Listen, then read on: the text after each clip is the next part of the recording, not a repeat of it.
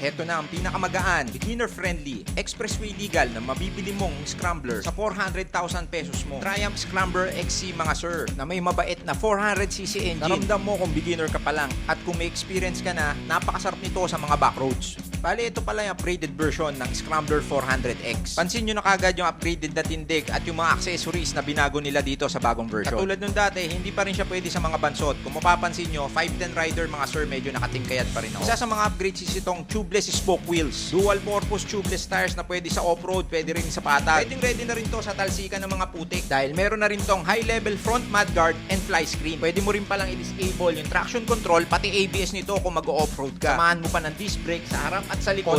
Confident sa papogi slide at biglaang preno. Matipid din pala to sa gas na umaabot ng mga 27 kilometers per liter. Sa mahal ng gas ngayon at gusto mo pa rin pogi, consider mo tong motor na to. Bilin mo na, wag mo nang itanong kay misis.